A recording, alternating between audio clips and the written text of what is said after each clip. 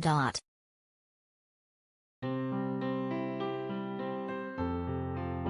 flagship of Putin's Black Sea Fleet was sunk on 14 April by a suspected Ukrainian Neptune missile strike.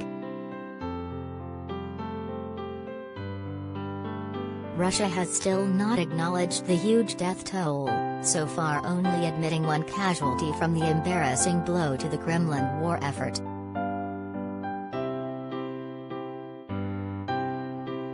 But Ukrainian military intelligence has claimed Russia carried out a 2-week salvage operation involving 7 vessels following the sinking. It comes amid a new claim that young naval sailors were left to drown while officers fled the ship like rats.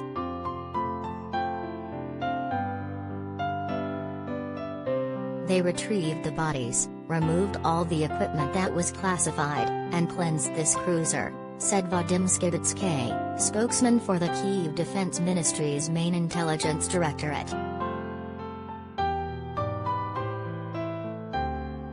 They took what wasn't supposed to fall into the hands of a third country.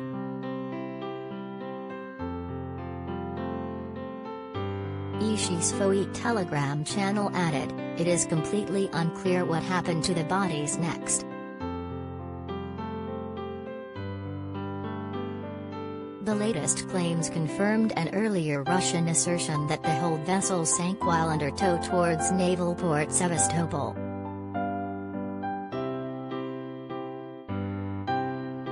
The ship became infamous for a clip of a Ukrainian soldier telling the Russian warship "Go F yourself" at the outbreak of the war.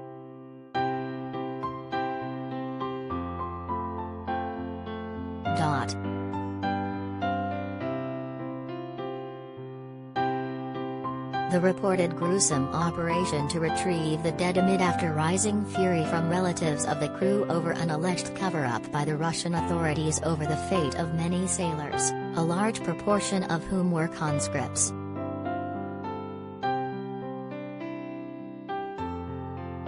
A father leading the campaign, Dmitry Shkrabets, 43, said, "There were no rescue efforts. Officers fled the ship like rats. The sailors were abandoned." He vowed, "Putin will answer personally. He is used to lying."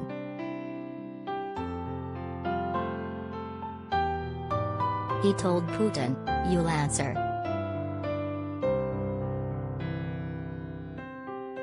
He lost his son Yegor, 20, in the sinking. Want to know why there were no badly wounded survivors from the Moskva? Because they sank them together with the cruiser.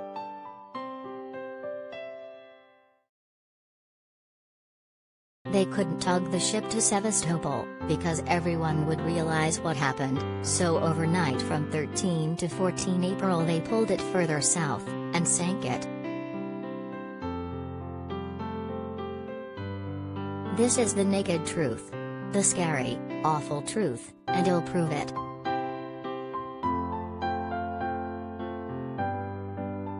The time will pass, and he'll prove it. Look at the awful beasts we have as our authorities.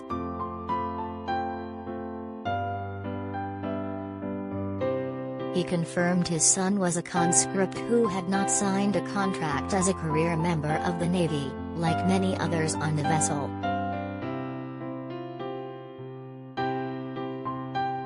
"The pain is unstoppable," he said.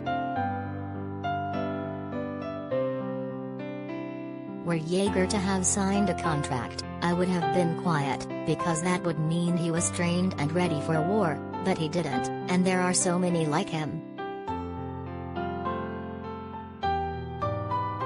The circumstances of their death are horrendous. They were betrayed and left to die.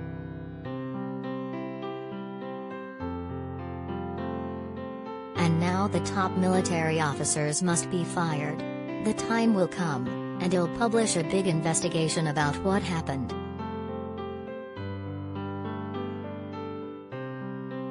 I can say one thing right now, it is the highest ranks who are guilty in the death of the Moskva. There is betrayal and sloppiness there. I will say more about it later. if we live to see it.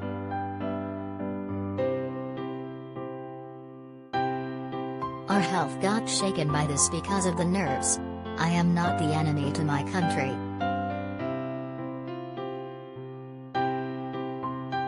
Prompting rumors that he has been suspended or detained or was even on board.